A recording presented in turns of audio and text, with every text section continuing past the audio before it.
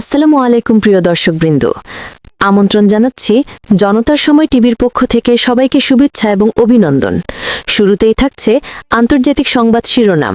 ইরানে হামলা বিপজ্জনক হতে পারে, ট্রাম্পকে সতর্ক করলেন মার্কিন শীর্ষ জেনারেল। এবার দেখবেন বিস্তারিত। ইরানে হামলা করার জন্য মার্কিন নৌবাহিনী প্রায় প্রস্তুত।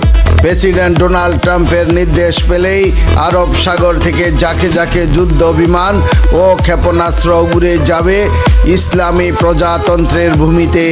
তবে সম্ভাব্য আক্রমণ যুক্তরাষ্ট্রের জন্য কোনো সাফল্য বয়ে আনবে না, বরং দীর্ঘমেয়াদে দেশটি মহা বিপদের মুখে পড়তে পারে বলেও ট্রাম্পকে সতর্ক করেছেন মার্কিন শীর্ষ জেনারেল।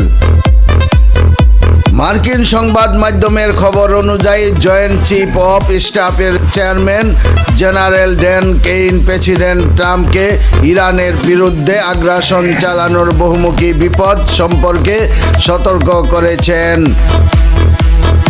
তিনি জানান, হামলা করলে একটি ব্যয়বহুল এবং দীর্ঘমেয়াদী সংঘাতে জড়িয়ে পড়ার প্রবল আশঙ্কা রয়েছে।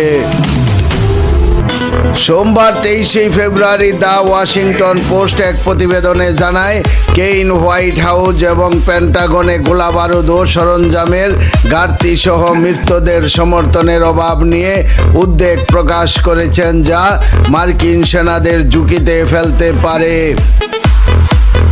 একইভাবে দ্য ওয়াল স্ট্রিট জার্নাল উল্লেখ করেছে যে পেন্টাগনের কর্মকর্তারা সম্ভাব্য মার্কিন ও মিত্র বাহিনীর ক্ষয়ক্ষতি এবং ইরানের অভ্যন্তরে হামলা চালালে মার্কিন আকাশ প্রতিরক্ষা ব্যবস্থা নিঃশেষ হয়ে যাওয়ার বিষয়ে সতর্ক অবস্থানে আছেন।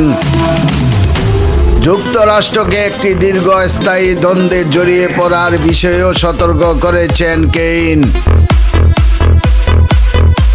মার্কিন প্রেসিডেন্ট সংবাদ মাধ্যমগুলোর বিরুদ্ধে উদ্দেশ্যপ্রণীতভাবে ভুল লেখার অভিযোগ আনেন। তিনি আবারও ইরান ও দেশটির জনগণের বিরুদ্ধে হুমকি দিয়ে দাবি করেন যে চলমান পরমাণু আলোচনায় কোনো চুক্তি না হলে তাদের জন্য খুবই খারাপ দিন অপেক্ষা করছেন। প্রিয় দর্শকবৃন্দ, আজকের সংবাদ এই পর্যন্তই। শেষ করছি আমি আফরোজা বিনতে জাইকা, জনতার সময় টিভি। আল্লাহ হাফেজ।